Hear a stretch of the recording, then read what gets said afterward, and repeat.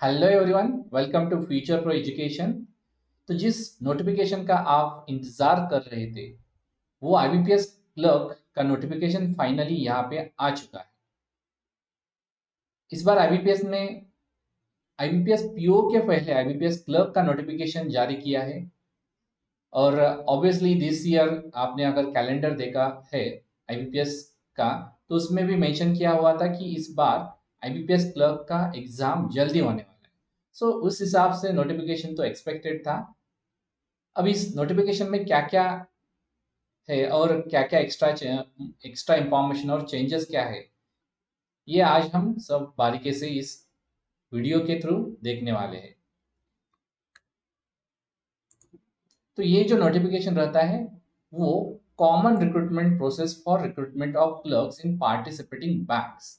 ये common recruitment रहता है। इसमें कौन से बैंक रहती है, तो ये जो यहाँ पे लिस्ट आउट की गई हुई participating banks: bank of Baroda, bank of India, bank of Maharashtra, Canara bank, central bank, bank, Indian overseas bank, Punjab national bank, Punjab and Sindh bank, UCO bank, union bank of India. ये जो टोटल 11 बैंक है, अगर इस बैंक में आपको क्लेरिकल पोस्ट पे जाना है तो आपको ये आईबीपीएस क्लर्क का एक सिंगल एग्जाम देना होगा। और एक फॉर्म फिलअप करते वक्त ही आपको ये प्रेफरेंस देना होगा, और आपके प्रेफरेंस और मार्क के हिसाब के आपको आपको कोई एक बैंक अलॉट हो जाएगा। तो ये तो कॉमन रिक्रूटमेंट प्रोसेस है। उसमें प्रीलिम और मेंस, ये दो ही स्टेप्स हैं। प्रीलिम क्वालिफाइंग नेचर की है, और मेंस उस पे उसके उसका जो स्कोर होगा उस हिसाब से आपको फाइनल सिलेक्शन आपके प्रेफरेंस के अनुसार मिल जाएगा। तो हम डिटेल्स देखते हैं इस साल की इस नोटिफिकेशन का। तो ये जो रिक्रूटमेंट रहता है आईबीपीएस क्लर्क का, ये स्टेट वाइज रहता है। स्टेट वाइज मतलब अगर आप महाराष्ट्र से या फिर यूपी से अप्लाई करोगे तो आपका कंपटीशन उस स्टेट से जो बच्चे अप्लाई करने वाले हैं उनके साथ ही होगा। अगर आपने कोई भी ऑफिसर का एग्जाम देखा, आईबीपीएस पीओ लीजिए, एसबीआई पीओ लीजिए, या फिर आरआरबी पीओ, वहां पे ऑल आरआरबी पीओ तो स्टेट वाइज रहता है, आरआरबी पीओ एक्सेप्ट। तो जो आईबीपीएस पीओ, एसबीआई पीओ का एग्जाम रहता है, या फिर कोई भी ऑफिसर कैडर का एग्जाम अगर लीजिए आप, तो उसमें ऑल इंडिया वैकेंसीज रहती है। लेकिन ये जो क्लेरिकल कैडर है उसमें यहाँ पे स्टेट वाइज वैकेंसीज रहती है और स्टेट वाइज कंपटीशन रहता है। तो यहाँ पे कंपटीशन मतलब आपका as compare to PO exam थोड़ा कम रहता है। तो ये जो पार्टिसिपेंट बैंक्स है मैंने पहले भी यहाँ पे डिस्कस किए हुए हैं। शेड्यूल आप अब अगर देख शेड्यूल देखते हैं इसका, तो शेड्यूल में से रजिस्ट्रेशन है 12 जुलाई से लेकर आप 1 अगस्त तक रजिस्ट्रेशन और पेमेंट कर सकते हो। रजिस्ट्रेशन और पेमेंट करने के लिए आपको ये जो ibps.in वेबसाइट है यहाँ पे आपको जाना होगा। उसके बाद आपकी प्रिलिमिनरी एग्जाम जो रहती है वो 28 अगस्त, 29 अगस्त और 4 सितंबर, इस डेट पे वो शेड्यूल होने वाली है। देखिए आईबीपीएस जो डेट्स देता है ना वो पक्का वो फॉलो करता है। अगर कोई मतलब अनप्रेसिडेंटेड कोई घटना हो जाए, या फिर कोविड अनप्रेसिडेंट मतलब अब अगर कोई कोविड के केसेस बहुत सारे बढ़ जाए, तो तभी इसी केस में ये डेट चेंज हो सकती है। लेकिन ये जो 28 अगस्त, 29 अगस्त और 4 सितंबर वाली डेट है, आप पक्का ये मानकर चलिए कि इसी डेट को आईबीपीएस एग्जाम कंडक्ट करने वाला है। ऑनलाइन मेन एग्जाम जो रहेगा वो 31 अक्टूबर को होने वाला है। मतलब लगभग आपके पास अ, बहुत सारा अब समय बाकी है मेंस के लिए। और आपका जो फाइनल रिजल्ट है वो हर साल फर्स्ट अप्रैल को फर्स्ट अप्रैल को रिलीज करता है आईबीपीएस। सो इस बार भी 1 अप्रैल 2022 को रिलीज होगा। और आपको जो फाइनल ज्वाइनिंग है वो अप्रैल मई के बाद ही मिल जाएगा, मतलब नेक्स्ट ईयर। अभी एलिजिबिलिटी क्राइटेरिया हम चेक करते हैं। तो पहले तो nationality, candidate must be either citizen of India, Nepal और भूटान। और बाकी जो बचे हुए हैं आप वो चेक कर सकते हैं। एज रहता है वो बहुत क्रुशियल रहता है। यहाँ पे मिनिमम एज जो है 20 साल और मैक्सिमम एज है 28। मतलब आप 20 साल से लेकर 28 साल तक अगर हो तो आप इस रिक्रूटमेंट को आप अप्लाई कर सकते हो। तो इसके लिए क्रूशियल डेट जो है आपकी बर्थ एज एज आपकी कैलकुलेट करने के लिए ये यहाँ पे मेंशन कर किए हुए है। 2 जुलाई 1993 से पहले आपका जन्म नहीं होना चाहिए, और 1 जुलाई 2001 के बाद अगर आपका जन्म हुआ हो तो आप इसे अप्लाई नहीं कर सकते। मतलब इसके बीच में आपकी बर्थ डेट रहनी चाहिए। बोथ डेट इंक्लूसिव, मतलब ये बोथ डेट इंक्लूसिव है, including both these two dates including. अभी यहाँ पे जो कैटेगरी आपकी रहती है, तो एससी कैटेगरी या फिर एसटी कैटेगरी के आप हो तो आपको अपर एज रिलैक्सेशन 5 ईयर से मिलता है, मतलब 28 का 33 हो जाएगा। अगर आप ओबीसी कैटेगरी से हो तो आपका 28 जो है अपर एज लिमिट वो 31 हो जाएगा। अगर आप पर्सन विद डिसेबिलिटी हो तो 28 का ये 38 बन जाएगा। एक सर्विसमैन, विडो और पर्सन अफेक्टेड बाय 1984, इनके लिए भी एक अलग सा एज रिलैक्सेशन रहता है। आप अपने हिसाब से ये चेक कर लेना। इसके अलावा अगर आप कैटेगरी में हो, खास करके ओबीसी कैटेगरी में, तो आपको you should B come under creamy layer category. अगर आप नॉन क्रीमी लेयर, अगर आप नॉन क्रीमिलियर कैटेगरी में हो तो आप इसे अप्लाई नहीं कर सकते। आपको नॉन क्रीमिलियर कैटेगरी में होना चाहिए, तभी आप ओबीसी ओबीसी के लिए अप्लाई कर सकते हो। अगर आप नॉन क्रीमिलियर में नहीं आते तो आपको जनरल कैटेगरी से फॉर्म फिलअप करना पड़ेगा।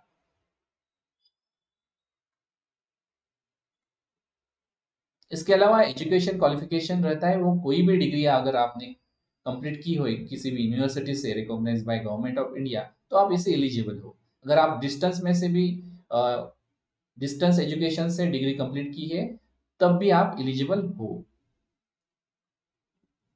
और the candidate must possess valid marksheet degree certificate that he is graduate on the day he or she registers, and indicate the percentage of marks obtained in graduation while registering online. मतलब जिस date पे आप एक form fill up करने वाले हो उस date पे या फिर उससे पहले आपका ग्रेजुएशन कंप्लीट, आपकी डिग्री कंप्लीट होनी चाहिए। अगर आप अंडर ग्रेजुएट हो तो आप इसे अप्लाई नहीं कर सकते। और इसके अलावा कंप्यूटर लिटरेसी भी यहाँ पे बहुत ही इंपॉर्टेंट है। It is mandatory. लेकिन अगर आपके पास कोई भी सर्टिफिकेट रहता है, डिप्लोमा डिग्री में अगर आपने कोई ये कंप्यूटर और इंफॉर्मेशन रिलेटेड सब्जेक्ट आपने पढ़ा है, तब भी आप इसे अप्लाई कर सकते हो हाई स्कूल, कॉलेज और किसी भी इंस्टीट्यूट में। इसके अलावा proficiency in official language of the state और यूनियन टेरिटरीज, आपको ये ऑफिशियल लैंग्वेज रहती है। अगर आपने महाराष्ट्र से अप्लाई करना हो तो आप वहाँ की जो ऑफिशियल लैंग्वेज है मराठी, ये आपको अ, ये आपको आनी चाहिए। You should be able to read write and speak the official language, but ये मैंडेटरी नहीं है, इट इज प्रेफरेबल। यहाँ पे फिर से मेंशन किया है कि आपका जो फाइनल रिजल्ट रहता है that should have been declared on or before 1 August 2021। आप परसेंटेज जो कैलकुलेट करने वाले हो, वो परसेंटेज आपका क्यूमुलेटिव रहता है, मतलब ऑल सेमेस्टर्स का, ऑल ईयर्स का। अगर आपकी डिग्री 3 इयर्स की है तो आपको 3 इयर्स का टोटल एग्रीगेट आपको निकालना होगा। अगर 4 इयर्स की है तो आपको 4 इयर्स का टोटल एग्रीगेट आपको निकालना होगा। इसके अलावा रिजर्वेशन पर्सन विद डिसेबिलिटी है, जो पीडब्ल्यूडी कैंडिडेट्स रहते हैं उनके लिए भी यहाँ पे स्पेशल रिजर्वेशन है। ओसी कैटेगरी के लिए ऑर्थोपेडिकली चैलेंज, उसके अलावा लेप्रोसी क्योर्ड, और ये जो बाकी कैटेगरीज यहाँ पे मेंशन की हुई है, visually impaired category, hearing impaired category, intellectually disability category, ये यहाँ पे मेंशन की हुई है। इसके अलावा अगर यहाँ पे एक पिछले 3-4 साल से ईडब्ल्यूएस कैटेगरी भी है यहाँ पे इंक्लूड कर दी है। ईडब्ल्यूएस मतलब जो जनरल कैटेगरी के स्टूडेंट है, और जो ईडब्ल्यूएस का ये जो क्राइटेरिया है, आप देख सकते हैं टोटल 5 क्राइटेरिया है, 4 क्राइटेरिया है। अगर इस क्राइटेरिया में आप ये सारे क्राइटेरिया फुलफिल करते हो तभी आप ईडब्ल्यूएस से फिलअप कर सकते हैं फॉर्म। ईडब्ल्यूएस का सर्टिफिकेट आपके पास रहना चाहिए अगर आप ये फॉर्म फिलअप करने वाले हो तो। अगर नहीं भी रहेगा तो आप आई थिंक बहुत आई थिंक अगस्त तक, मतलब 1 अगस्त तक ये निकाल लीजिए ईडब्ल्यूएस सर्टिफिकेट, और उसके बाद आप फिलअप कर दीजिए। ऑनलाइन एग्जामिनेशन जो रहता है वो प्रिलिमिनरी एग्जामिनेशन और उसके बाद मेन ऐसा स्ट्रक्चर रहता है। प्रीलिम में इंग्लिश, न्यूमेरिकल एबिलिटी मतलब मैथ्स और रीजनिंग, ये 3 सब्जेक्ट होते हैं। और number of questions 30 question 30 marks, 35 question 35 marks. Reasoning के लिए 35 क्वेश्चन 35 मार्क्स, मतलब 100 क्वेश्चन 100 मार्क्स। और यहाँ पे सेक्शनल टाइम रहता है 20 मिनट्स का, हर एक सेक्शन के लिए अलग अलग टाइम रहता है। और यहाँ पे आपको जो कट ऑफ रहेगा वो सेक्शनल रहेगा, इंग्लिश, न्यूमेरिकल, रीजनिंग का। ये फिक्स नहीं रहता, हर साल ये चेंज होता है डिफिकल्टी लेवल पे, और कैंडिडेट जो अपेयर करते हैं एग्जाम के लिए उसके उनके उनका उन पर ये डिपेंड रहता है कि कट ऑफ कितना रहेगा। हर एक साल ये डिफरेंट रहता है। तो यहाँ पे आपको सेक्शनल कट ऑफ क्लियर करना होगा, उसके अलावा आपको ओवरऑल जो कट ऑफ रहता है वो भी क्लियर करना होगा। लास्ट ईयर महाराष्ट्र का कट ऑफ था 69.75 प्रिलिमिनरी एग्जाम के लिए। तो हर साल 60 टू 70 के बीच में ये प्रीलिम का कट ऑफ रहता है। उसके अलावा यहाँ पे निगेटिव मार्किंग भी रहती है, 1/4 निगेटिव मार्किंग। मगर इसका मतलब अगर आपने कोई एक क्वेश्चन रॉन्ग कर दिया तो आपका -0.25 मार्क्स कट जाएगा। अगर आप प्रीलिम पास करते हो तभी आप मेन के लिए अपेयर हो सकते हो। तो मेन के लिए ये जनरल फाइनेंशियल अवेयरनेस, जिसे हम जीके बोलते हैं, ये 50 क्वेश्चन 50 मार्क्स। इसके अलावा general English 40 question 40 marks. Reasoning, computer aptitude, computer का कुछ क्वेश्चन यहाँ पे नहीं होते, 50 क्वेश्चन 60 मार्क्स, यहाँ पे ज़्यादा वेटेज है।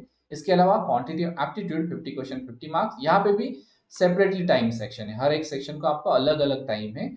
और यहाँ पे भी आपको कट ऑफ है वो सेक्शनल और उसके बाद ओवरऑल कट ऑफ, दोनों कट ऑफ आपको क्लियर करने होंगे।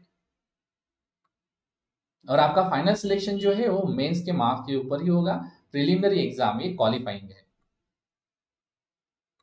और कॉल लेटर जो आपको प्रिलिमिनरी एग्जाम में लेकर जाने वाले हो वो वहाँ पे कलेक्ट नहीं करने वाले हैं, वो आपके पास रखना होगा और मेंस के वक्त आपको वो सबमिट करना होगा।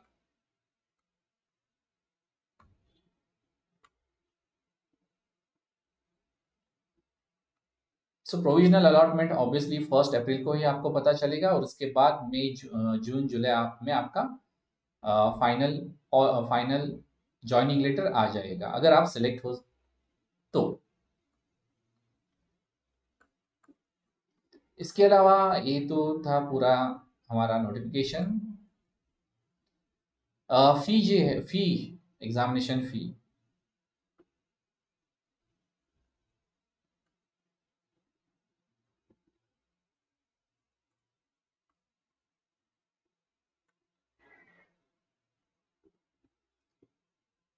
ये 175 रुपीज है फॉर SC ST और PWD और ये एक सर्विसमैन कैंडिडेट के लिए, और 850 रुपीज है फॉर जनरल और EWS कैटेगरी के बच्चों के लिए।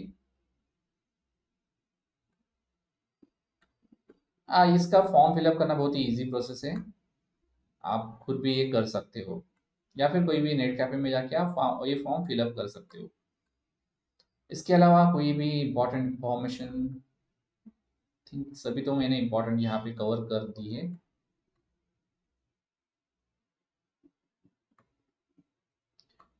ओके, तो यहाँ पे आपको इंडिकेटिव वैकेंसीज पता चल जाएगी, आप अपने स्टेट के हिसाब से वैकेंसीज चेक कर लेना। अंडमान निकोबार यूटी के लिए यहाँ पे मेंशन किया NR मतलब नॉट रिपोर्टेड, वो बाद में रिपोर्ट करने वाले हैं। आप अपने स्टेट के हिसाब से ये चेक कर लेना। चंडीगढ़, छत्तीसगढ़, ये इसका ये जो नोटिफिकेशन का लिंक है मैं डिस्क्रिप्शन बॉक्स में डाल देता हूँ। गुजरात और महाराष्ट्र के लिए देखिए, महाराष्ट्र के लिए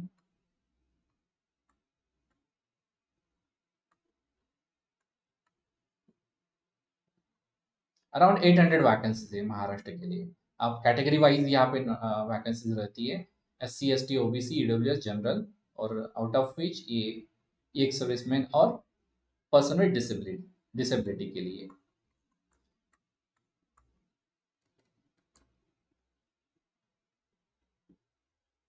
आप यहाँ पे एग्जाम सेंटर भी चेक कर सकते हो, प्रीलिम का और मेन का भी। आप अपने स्टेट के हिसाब से चेक कर लेना। अब आप कैसे चेक करने वाले हैं? महाराष्ट्र के लिए देखो, प्रीलिम प्रीलिम के लिए ये इतने सेंटर से, और मेंस के लिए ये इतने सेंटर से। फॉर्म फिलअप करते वक्त आपको ये पहले से ही सिलेक्ट करना होगा सेंटर। तो ये तो थी इंपॉर्टेंट इंस्ट्रक्शंस, इंपॉर्टेंट पॉइंट्स इस नोटिफिकेशन के। अगर आपको आपके पास कोई क्वेरी है तो आप कमेंट सेक्शन में क्वेरी पूछ सकते हो। I will try to answer each query. बस इतना ही था इम्पोर्टेंट। आशा करता हूँ कि आपको ये सारा नोटिफिकेशन की जो जो भी डाउट्स है आपके वो सॉल्व हो जाएंगे इस वीडियो के थ्रू। अगर आप कोई एक्स्ट्रा डाउट्स है तो आप कमेंट सेक्शन में पूछ लेना। So that's all for today. इसके लिए एक स्पेशल मैंने डिटेल स्टडी प्लान भी, उसके ऊपर भी मैं एक वीडियो बनाने वाला हूँ। अगर आपने चैनल को सब्सक्राइब नहीं किया तो सब्सक्राइब कीजिए। अगर वीडियो को लाइक नहीं किया तो पहले वीडियो को लाइक कर दीजिए। Thank you. All the best for exam.